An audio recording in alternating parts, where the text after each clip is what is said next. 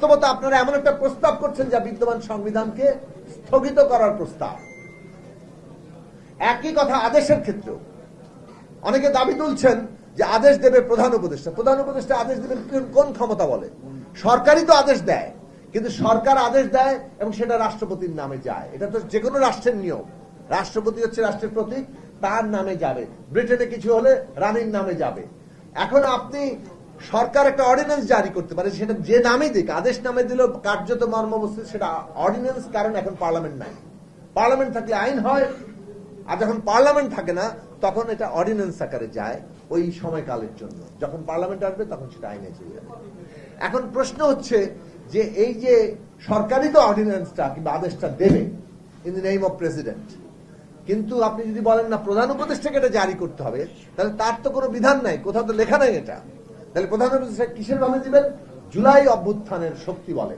তাহলে জুলাই অভ্যুত্থানের শক্তি বলে প্রধান উপদেষ্টা যদি দেন, তার মানে তিনি নিজেকে রাষ্ট্রের প্রধান হিসেবে ঘোষণা করছেন এবং কার্যতই আবারও সংবিধানকে আপনি স্থগিত করছেন।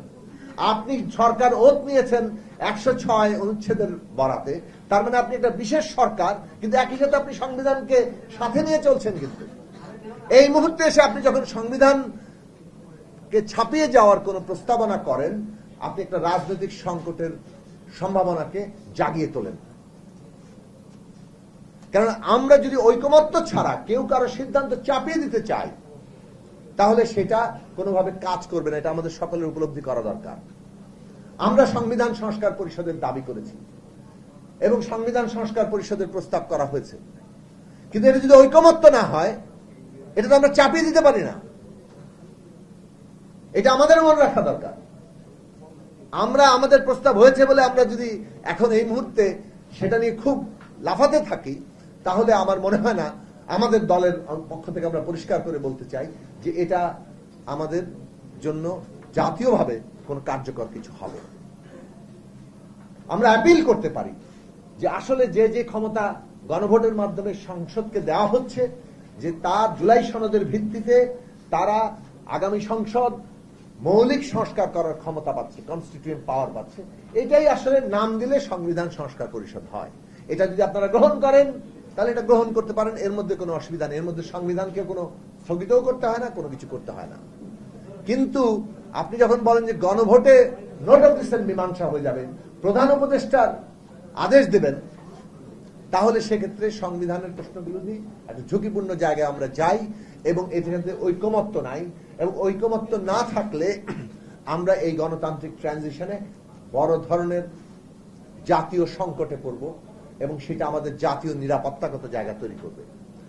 শুরু হয়েছিল বিচার এবং সংস্কার এবং নির্বাচনের মুখোমুখি দাঁড় করিয়ে, সেই অবস্থার অবসান হয়েছিল আমরা নানাভাবে চাপ সৃষ্টি করে। কিন্তু আজকে যদি আমরা দেখতে পাচ্ছি যে ওইটারই নানাভাবে এখনো জের টেনে চলছে এবং সেই জেরে যতটা না আমরা ঐক্যমত্যের জায়গায় পৌঁছাতে চাচ্ছি, যে ব্যবস্থার মধ্যে আমরা ঢুকে পড়েছি সেখান থেকে সবচেয়ে বড়টা অর্জন করতে চাইছি, তার চাইতে অনেক বেশি দলগত প্রতিদ্বন্দ্বিতা করা হচ্ছে। কোন দলের লাভ হচ্ছে কিংবা কার বেশি কথাটা রাখতে পারছে এবং কোন দলকে সংস্কার মানে না বলে অভিযুক্ত করা যাচ্ছে।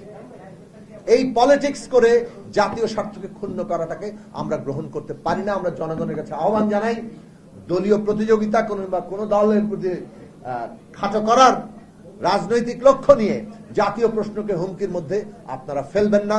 বর্তমান অন্তর্বর্তী সরকার যদি কোনো পক্ষপাতমূলক অবস্থান গ্রহণ করে, পরিষ্কারভাবে আজকে দেখবেন কারা অভিনন্দন জানিয়েছে, কারা ইতিবাচক ভাবে দেখছেন, কারা দেখছেন না। তাহলে এই ইতিবাচকতার মানে কি? ঐকমত্য নাই, ইতিবাচক কেন আপনারা? এই প্রশ্ন আমাদের তুলতে হবে। এবং আমরা মনে করি যে বাংলাদেশের এই মুহূর্তে বিচার, সংস্কার, নির্বাচন এটা এদেশের প্রধান স্বার্থ। নির্বাচন সংস্কার প্রক্রিয়াটার গুরুত্বপূর্ণ অংশ এবং এই নির্বাচনের মধ্য দিয়ে আমাদের সংস্কার প্রক্রিয়া একটা উল্লেখযোগ্য অগ্রগতি এবং ধাপ অতিক্রম করবে। এবং সেইটা কোনোভাবে আশঙ্কায় ফেলা, সরাসরি জাতীয় স্বার্থের বিরুদ্ধে অবস্থান নেওয়া, এবং সেইটা আমাদের প্রত্যেক নাগরিকের উপলব্ধি গ্রহণ করা দরকার।